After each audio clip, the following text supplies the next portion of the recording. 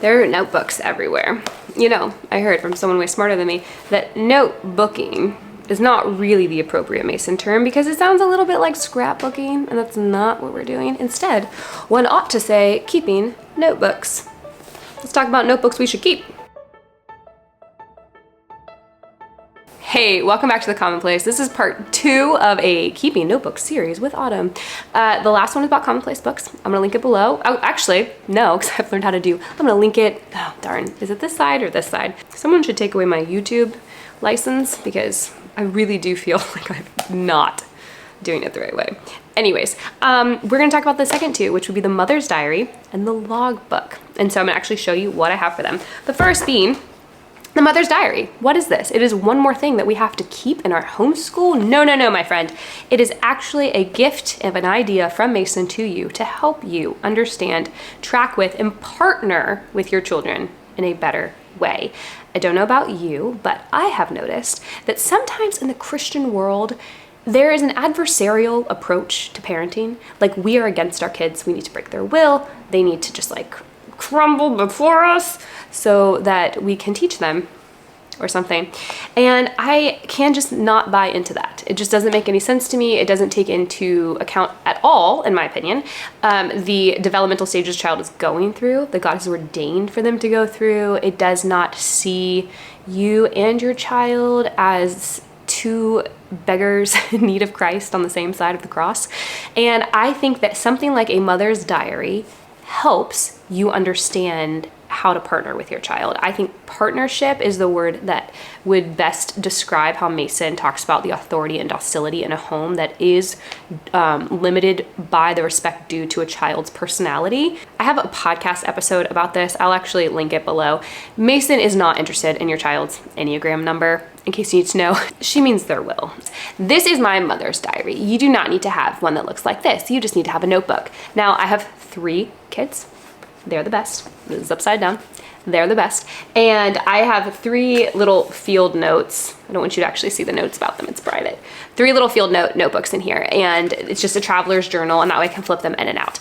Now, what is the Mother's Diary, actually? It is not a baby book. The Mother's Diary is actually about tracking, making note of, being observant with your maternal thinking love, your mother's thinking love, about how your child is growing or how they need to grow in their mental, their physical, their emotional, and their spiritual parts of life. In fact, I actually don't think Mason says emotional. I think she might say mental, physical, and spiritual, but I always do it emotional too.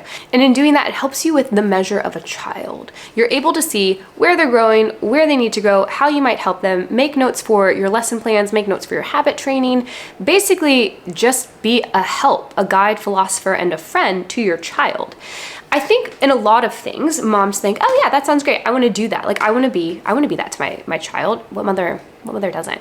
But then when it actually gets down into the practical is when people are like, okay, but what do I do to be their guide, philosopher, and friend? How do I actually do that? And what I love about Mason, why she is my favorite practitioner of the classical tradition, is because she gives these practices that are incredibly doable. It is not hard to check in and write a couple sentences. I mean, these are bullet points in here. A couple sentences once a month, sometimes once every 2 months I do this. It's not a regular weekly practice.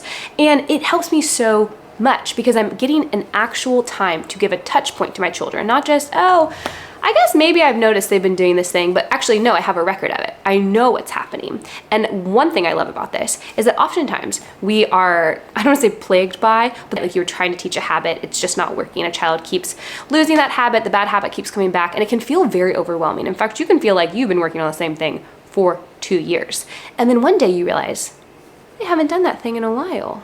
I didn't even notice. I didn't even notice it stopped. And then we completely miss the moment in which we celebrate, either with that child or secretly, that they've grown in something, or we completely miss that they've grown at all. And so we see the next problem at hand and we think, oh, my kid, there's always something happening. But no, the Mother's Notebook, the Mother's Diary, actually allows us to have a right understanding of our child, to not be swept up in our own emotions, or if it's difficult for us, or if we're enjoying it or not, but actually have an objective map of this is where they've grown, and this is where I can still help them grow. And having that, I think, keeps a mom on the steadfast train that we all need to be on. Mason says we need to be like the serene Madonna. This is one way to help be like a serene Madonna, because you actually feel like you do know what's going on and you do see how you are called to partner with your child and help them grow towards what God calls as good. And that's pretty much it. It's super simple. You could keep this on your phone if you wanted to. You could just use a notebook. I am gonna say you're not supposed to show your child this. You may discuss these things with your child depending on their age, but this should be private and your kids shouldn't see the other kids' notes either. Like, this is really a tool for mom. And that is a very simple notebook that I think mom should keep. I think it's a very helpful practice. I notice when I don't do it consistently that I do kind of get swallowed up in, is that still happening? Why is that happening? Was that kid always doing that? Is that a new thing? But having this kind of helps me stay on track. Now, the second thing we're gonna talk about today is the mother's logbook. This is mine. It's just a moleskin because I saw that Amy Snell of the CMEC, which is our curriculum, that she has one. And I thought that was great. And it's not fancy and it wasn't expensive. And sometimes you just need to hear someone say that in the Charlotte Mason community, that you do not need to buy a fancy, expensive thing. I literally use a ruler, guys. A ruler to make boxes. So well, my family, our school, our homeschool, we work on 2 6-week chunks. So we do 6 weeks on, 1 week off, 6 weeks on, 1 week off for each term. And that is because we follow the Sabbath rhythm of the week and our term in our school as well. So yes, we do go longer than some homeschoolers, but fun fact about me, I like year-round school. So that works for us. Now, I have a few things I'm gonna link on the rest of this video. We have the timetable video, we have the weekly program guide video, we have the why we chose the CMEC video, and then actually for Patreon tonight, they are getting a video that shows how I walk through and plan our lesson weeks in preparation for using my logbook, and also it includes how I use all those templates that Patreon has. And so if you're at all interested in having those templates and watching those sorts of videos, that exclusive content, which I love to make for them, please consider joining us. The link will be down below. We'd love to have you. $7 a month, which is less than a fancy coffee if you live in the city like I do.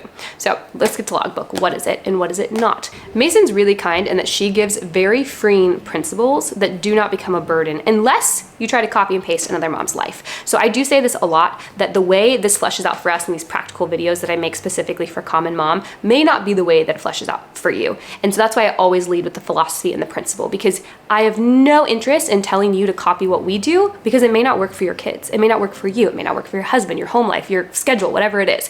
And so what I want you to hear are the principles behind this, behind anything I ever talk about, and then figure out how it might look in your life. And I'm giving you a picture of mine just so you'd be like, oh, that's how it could look. Okay, helpful.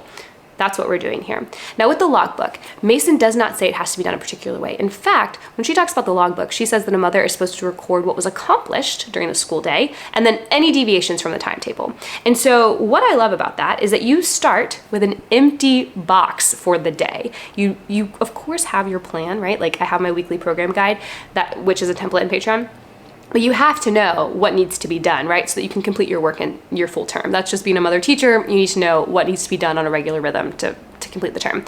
However, you don't start with a huge list and then check it off until you have a perfect checked off list, which, oh, do mothers love that? And oh, can it really cause some friction in the house? Instead, with a logbook, you start with an empty book, and as you finish your subjects for the day, you record what was accomplished. And hopefully that is what was on your program guide for the week. But if it's not, you still have a beautiful picture of the feast that you laid out with your child, what you guys enjoyed, what they accomplished, what they did, how many sums were done correctly, all that sort of stuff. And so in that respect, I think it gives a really positive look at the homeschool and what's being accomplished.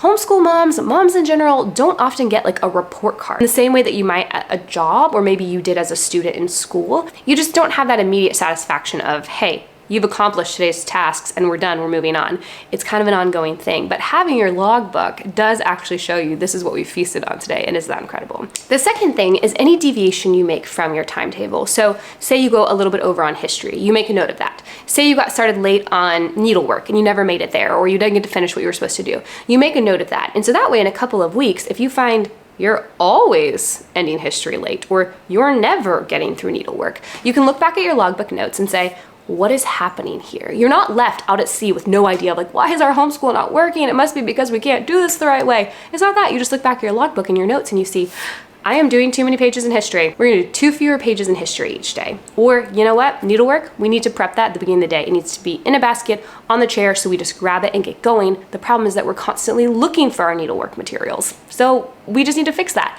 And the logbook can then be a very helpful tool for reflecting on your homeschool, what's working, what's not working, and you're not just left asking, why is this not working? You can actually see why something might not be working. And that is a tremendous tool for a homeschool mom. And of course, the last angle on this is that your logbook does help you prepare for what you might need to show the state at the end of the year. Every state is different. According to Homeschool Legal Defense Aid, mine is one of the most picky, so woo us. But I have everything recorded right there so that I can show at the end of the year, this is what we've done, here's what we've accomplished, we've met our objectives. We're good to go. We've got our paperwork, and the paper trail could be really helpful. Like I said, I use a simple moleskin binder. It doesn't have to be anything fancy. I am here always to tell you that the Charlotte Mason aesthetic is beautiful, but not required to have a really lovely, rich, life-giving homeschool.